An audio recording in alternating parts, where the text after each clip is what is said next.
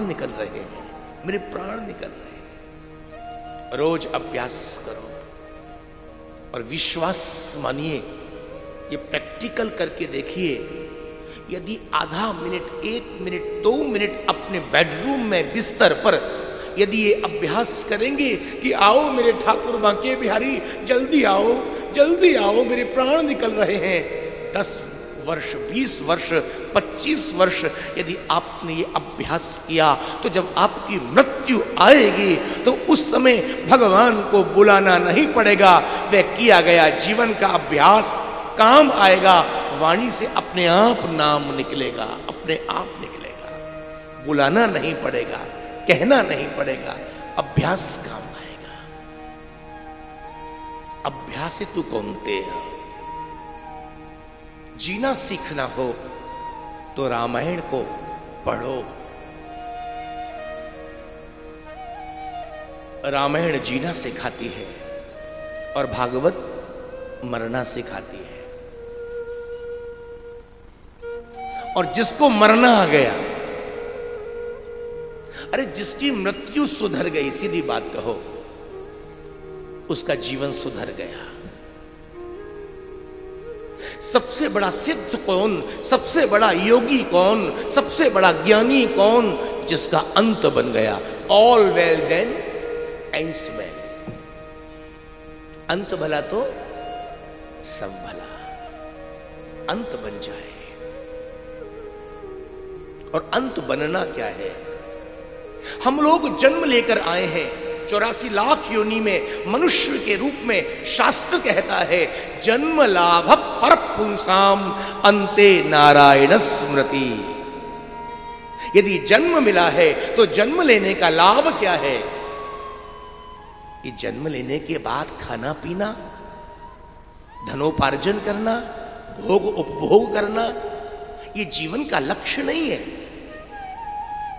जीवन का लक्ष्य क्या है? परमात्मा की प्राप्ति, भगवान की प्राप्ति, हमारा अंत सुधर जाए। जन्म लाभ पर पुंसाम अंते नारायण स्मृति। सुखदेव जी कह रहे हैं, राजा जब मृत्यु समीप आए ना, सीधे शब्दों में चौथापन आ जाए। जीवन के 4 पन हैं। बचपन निकल गया, जवानी चली गई, तीसरा पन भी चला जाता है, चौथा पन आरंभ होता है।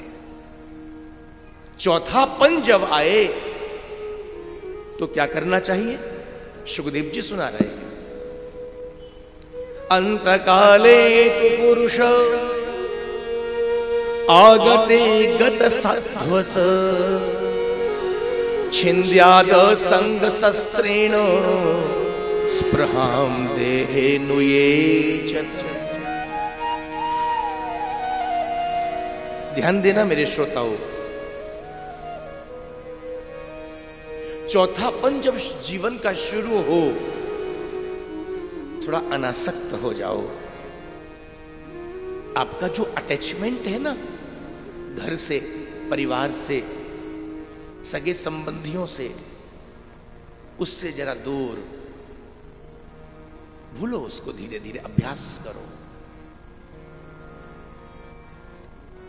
देखो,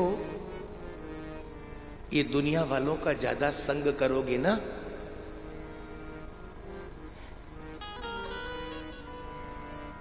तो दुनिया की एक परंपरा है,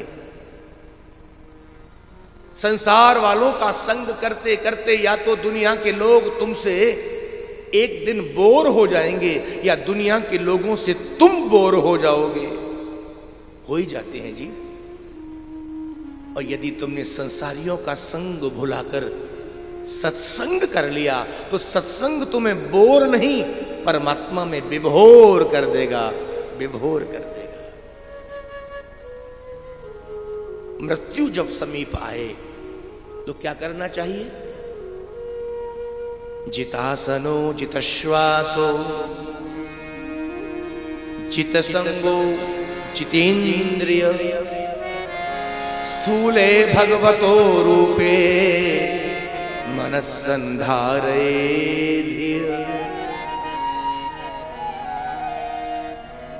मृत्यु जब समीप आए तो किसी तीर्थ में आ जाए, हरिद्वार आ जाए, नहीं तो मेरे वृंदावन में आ जाए। प्रेम से बोलो राधे राधे।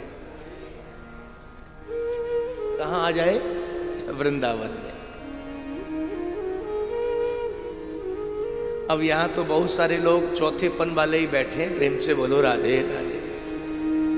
चिपक के बैठे हैं, पकड़ के बैठे हैं महाराज, छोड़ेंगे नहीं। अरे छोड़ो भी, शांति पाना चाहते हो तो त्यागात शांति रणंतरम। जब तक त्याग नहीं तब तक शांति मिल नहीं सकती।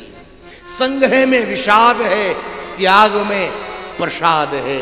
ये जीवन का सूत्र है। जितना संग्रह करोगे केवल विषाद विषाद विषाद। और त्याग जब होगा, त्याग का परिणाम क्या है बोलो ना? शांति। निश्चित मानिए त्याग का फल ही शांति तो है। पकड़ के बैठे, चौथेपन वाले ही तो बैठे हैं यहां सब। राजेंद्र बाबू धीरे धीरे चौथेपन में अब तुम भी पहुंच रहे हो। तो क्या करना है? आ जाओ वृंदावन में, आ जाओ। अब देखो ना, सत्संग भवन तो निर्मित हो ही चुका, तो कहां आओगे वृंदावन में? कहीं कहीं और नहीं, यहीं आ जाओ ना, ऊपर यहीं आ जाओ। नीचे भजन और ऊपर भोजन। प्रेम से बोलो राधे राधे राधे राधे। नीचे भजन और ऊपर भोजन।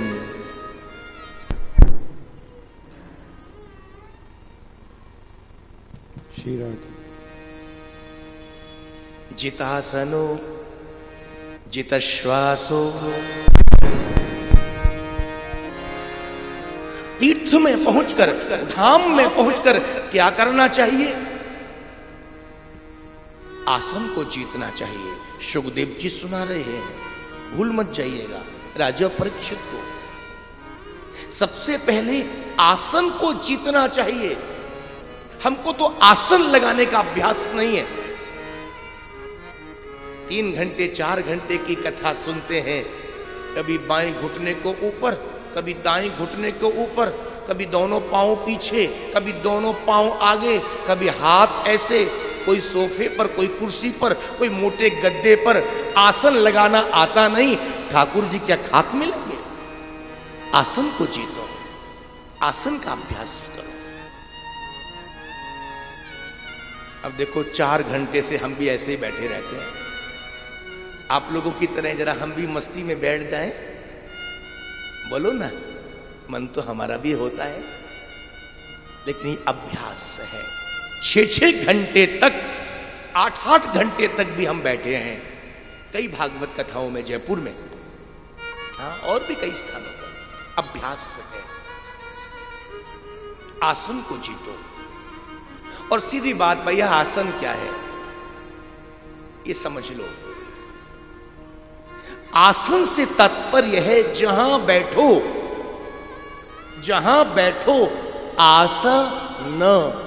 कोई आशा लेकर नहीं, कोई अपेक्षा लेकर नहीं, कोई एक्सेप्टेशन लेकर के नहीं, उसी का नाम है आसन। आसन को जीतो, जितासनो।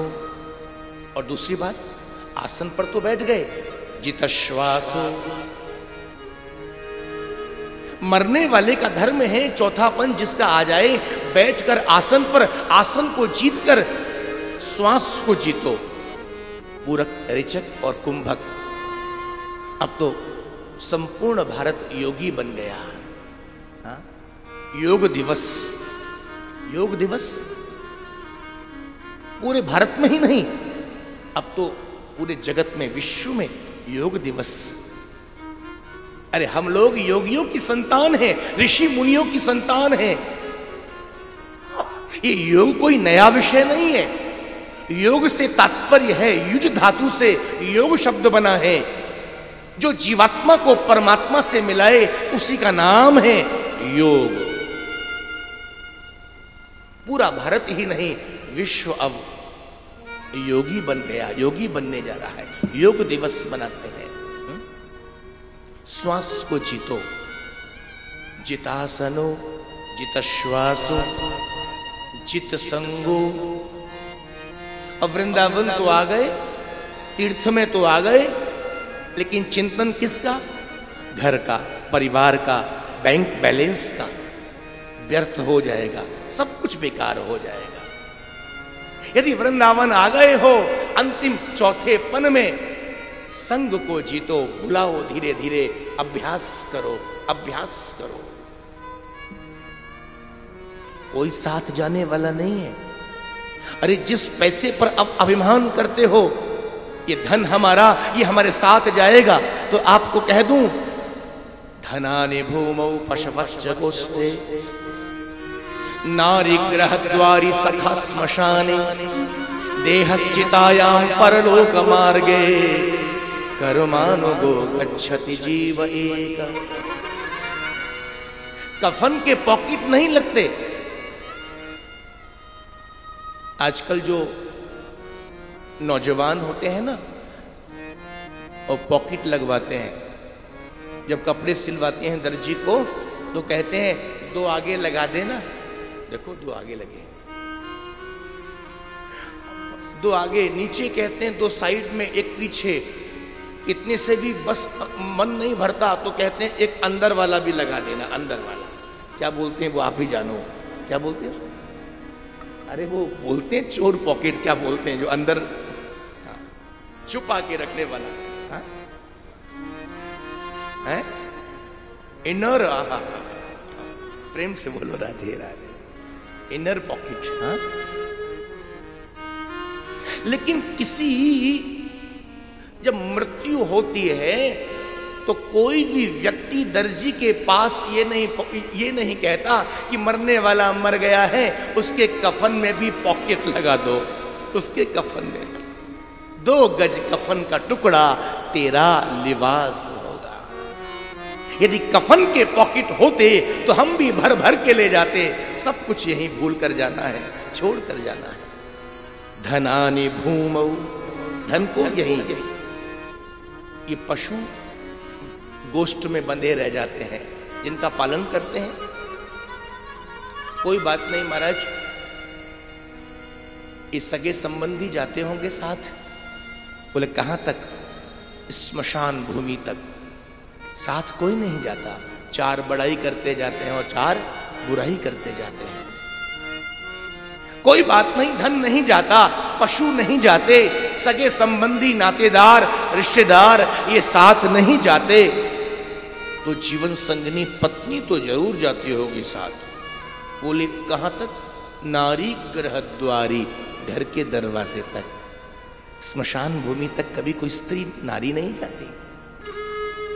कोई बात नहीं महाराज, शरीर को इतना खिलाया पिलाया सजाया संवारा, इस शरीर को साथ लेकर जाएंगे। शरीर जरूर जाएगा। बोले शरीर कहां तक? बोले टेढ़ी मेढ़ी लकड़ियों तक।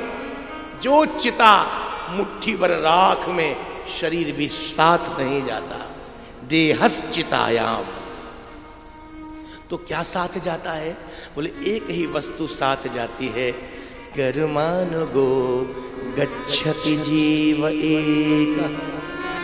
सज्जनों, किया गया जो कर्म है, किया गया सत्कर्म धर्म, ये जो कर रहे हैं, यही साथ जाएगा, बाकी और कुछ साथ नहीं जाएगा। विश्वास की।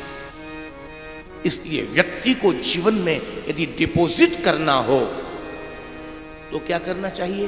धर्म, कर्म, पुण्य और विश्वास। मानिए आड़े वक्त में, बुरे वक्त में यदि कोई काम आया तो केवल एक ही वस्तु काम आती है, किया गया आपका धर्म, किया गया आपका पुण्य, किया गया आपका सत्कर्म, यही आपको बचा के ले जाता है, यही काम आता है और कुछ काम नहीं आता। विश्वास। जित संगो जितेंद्रिय। सुखदेव जी कह रहे हैं राजा परीक्षित को, राजन और क्या करना चाहिए? बोले स्थूले भगवतो रूपे मनस्संधारेत। भगवान के स्थूल रूप में अपने मन बुद्धि चित्त को स्थापित कर देना चाहिए। आप लोग पूछ लेंगे महाराज हम समझे नहीं, ये भगवान का स्थूल रूप क्या है? इतना समझ लो, एक भगवान का सूक्ष्म रूप है, दूसरा भगवान का स्थूल रूप है। ये जो चराचर जगत में जो कुछ दिखाई दे रहा है, दृष्टिगोचर हो रहा है, ये भगवान का स्थूल स्वरूप है। जड़ चेतन जंगम ये जितना भी आंखों से दिखाई देता है, ये भगवान का स्थूल स्वरूप है। आंखों के सामने स्थूल है और आंखों के अंदर यानी भीतर वो भगवान का सूक्ष्म रूप है। शुभदेव जी कहते हैं मरने वाले को चाहिए अंतिम अवस्था में भगवान के स्थूल रूप में अपने मन को लगा दे, सब में भगवान को बोलो ना देखे, सब में भगवान, सिया राम में सब जग जाने, सब में। पाताल में तस्य ही पादमूलम, बच्चे को बिठाए बिठाए पठन की पाशनी प्रपदे रसातलम महातलम विश्वसजोत गुल्फो तलातलम वै पुरुषस्य जननी। ध्यान दीजिए, ये भगवान का जो स्थूल रूप है, ये विराट स्वरूप है भगवान का। आप लोग जितने भी वृक्षों को देखते हैं ना, ये वृक्ष क्या है? ये वृक्ष भगवान के रोम है, विराट भगवान के। आप जितनी भी नदियों को देखते हैं, ये सब नदियां विराट भगवान की नाड़ियां हैं। हम लोग एक गलती करते हैं, गंगा के तट पर पहुंचते हैं, वृंदावन यमुना के तट पर आते हैं, सरयू भी जाते हैं, गंगा यमुना सरयू गोदावरी इन पावन पवित्र नदियों को हम प्रदूषित करते हैं, मैला करते हैं, गंदा करते हैं। ये भगवान के प्रति किया गया अपराध है। क्यों? ये नदियां भगवान की नाड़ियां हैं। शरीर में जब कोई रोग लगता है, ध्यान देना, वैद्य के पास जाते हैं और वैद्य क्या करते हैं बोलो? ऐसे नाड़ी देखते हैं और वैद्य नाड़ी को देख करके समझ जाते हैं बीमारी क्या है, परेशानी क्या है। नाड़ी दोष, नाड़ी दोष। नदियों को गंदा मत करो, यमुना में स्नान करो, गंगा में स्नान करो, ऐसा वैसा मत फेंको। यदि हम नदियों को गंदा करेंगे, प्रदूषित करेंगे, ये भगवान के प्रति किया गया दोष है, अपराध है। भगवान की नाड़ियां हैं। विराट भगवान के मस्तक से ब्राह्मणों का प्राकट्य है, भुजाओं से क्षत्रियों का, उरु से वैश्य, चरणों से शूद्र का, ऐसे विराट भगवान के स्वरूप का यहां वर्णन किया। म्रियमाण पुरुष को सद्य मुक्ति और क्रम मुक्ति का भी यहां वर्णन है।